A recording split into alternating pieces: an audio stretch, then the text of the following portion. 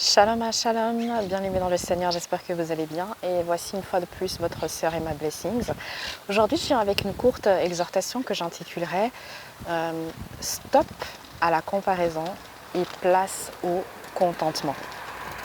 Alors, j'entends souvent les gens se comparer, de dire oui, mais bon, celle-là, et c'est assez féminin, hein, la comparaison. Bon, c'est humain, mais je trouve que c'est très féminin quand même. Ouais, celle-là, elle s'achète autant des fringues, t'as vu, celle-là, elle voyage tout le temps, elle fait ceci, elle fait cela. Je pense que c'est important dans la vie de ne pas se comparer à autrui. Chacun a sa vie, chacun a ses percées, chacun a ses combats, chacun a ses difficultés, chacun a ses bénédictions, chacun a sa grâce, mais il ne sert à rien de se comparer. Si tu es célibataire, en fait, ça ne sert à rien de te comparer à une femme qui est mariée. Et si tu es divorcé, ça ne sert à rien de te comparer à une femme qui est mariée ou à une femme qui est célibataire. Je veux dire, chacun a sa vie, chacun a son parcours, chacun a son vécu.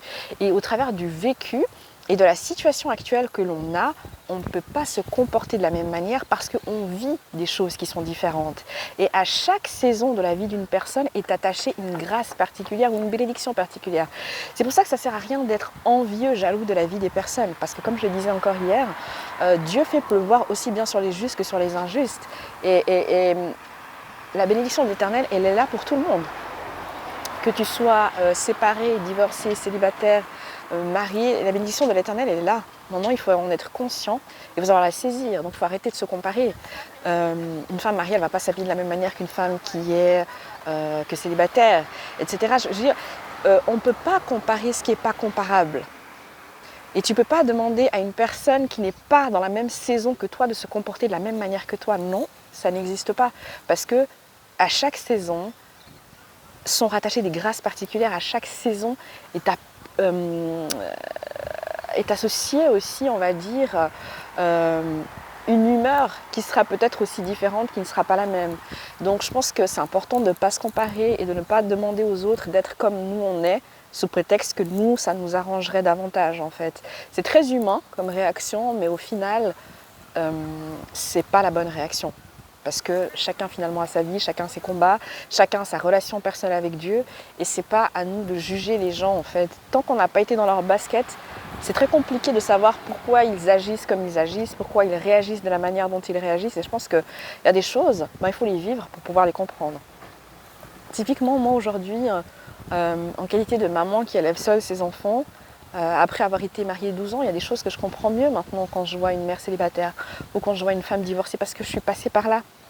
Il y a des étapes, il y a des transformations au niveau émotionnel, il y a des transformations sur le plan social, il y a des transformations sur le plan sociétal, sur le plan financier, et c'est à pas négliger en fait. Ça peut vraiment chambouler une personne. Alors des fois, pour le positif, tout comme pour le négatif. Et ça, j'en parlerai aussi lorsque je présenterai ma biographie. Je pense qu'on néglige souvent ce qu'une personne peut traverser pour la simple et unique raison qu'on n'est jamais passé par là. Donc je pense que déjà, arrêtons de se comparer et sachons tirer le positif qu'il y a dans chaque saison. Il y a du bon, il y a même du très bon dans le fait d'être marié. Il y a du bon, il y a même du très bon dans le fait d'être célibataire. Il y a du bon d'être dans une période de transition parce que dans chaque période de transition, il y a ce qu'on appelle des opportunités. Et dans ces périodes de transition, il faut savoir rebondir pour saisir les opportunités qui se présentent à nous. Ça, je l'explique très souvent aux personnes qui sont en transition professionnelle dans le cadre de mon emploi, puisque je suis coach en développement professionnel.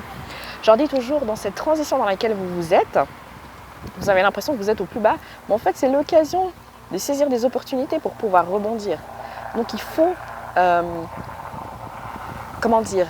saisir les opportunités qu'il y a dans ces moments de creux pour pouvoir remonter plus haut. C'est vraiment dans ces moments-là de creux et dans ces moments-là de creux uniquement en fait qu'on peut remonter la pente et la remonter même des fois de manière assez fulgurante. Donc il faut y croire et puis il faut profiter de chaque instant. Il y a du bon dans le fait d'être célibataire, dans le fait de faire des rencontres, dans le fait d'apprendre à se connaître. Il y a du bon dans le fait d'être marié, dans le fait de construire une vie à deux, d'avoir des projets. Il y a du bon dans chaque saison. Mais arrêtons de se comparer Et arrêtons de vouloir faire en sorte que tout le monde nous ressemble. Les gens ne sont pas censés être des clones. Les gens ne sont pas censés tous se ressembler. Chacun est différent. Chacun a sa grâce. Chacun a un appel qui est différent. Peut-être que toi, tu es appelé à tel ministère, l'autre est appelé à tel ministère. Peut-être que l'autre, il est appelé à percer au niveau des réseaux sociaux. Peut-être que toi, tu es appelé à percer au niveau des églises. Je parlais avec un pasteur, ça m'a fait très plaisir. Je parlais avec un pasteur qui me disait, il vient une génération de personnes qui vont percer sans même avoir de ministère. Vous savez, aujourd'hui, je pense qu'il y a une chose qu'il faut que l'on comprenne et que l'on saisisse en tant que chrétien, c'est que le plus important est que les personnes donnent leur vie à Jésus. C'est ça le plus important. La Bible nous dit, allez, faites de toutes les nations des disciples. Le plus important est que les personnes donnent leur vie à Jésus. Je ne pense pas que le plus important soit que les gens soient forcément consacrés dans des églises parce qu'on n'ira pas au ciel avec notre consécration. Je ne pense pas que le plus important est d'avoir le titre de bishop ou d'archibishop. Je ne dis pas forcément qu'on doit stagner dans le ministère, non. Mais je dis que ce n'est pas le plus important. Le plus important, c'est qu'un maximum de personnes soient gagnées et épargnées des flammes de l'enfer. C'est ça le plus important.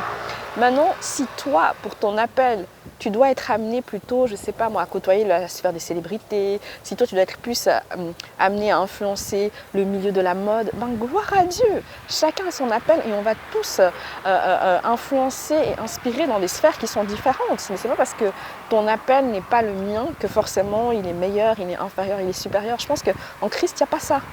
Il n'y a pas d'inférieur, il n'y a pas de supérieur, il n'y a pas de meilleur. Je ne suis pas meilleur que vous, vous n'êtes pas meilleur que moi. On a tous des appels différents et on est tous membres des uns des autres et chaque membre a une importance dans le corps de Christ. Alors, soyons contents de la saison dans laquelle nous sommes. Rendons grâce à Dieu. La Bible nous dit rendez grâce à Dieu en toutes circonstances. Donc, soyons simplement reconnaissants. La reconnaissance, c'est une recommandation biblique. Soyons reconnaissants, rendons grâce. C'est-à-dire, je te dis merci pour ce que j'ai. Et dans ce que tu as, il y a des choses magnifiques que tu es en train de vivre et que tu vas vivre encore. Que le Seigneur te bénisse. N'abandonne pas. Ta bénédiction arrive. Continue de croire, continue d'espérer. Sois béni. Passe une bonne journée.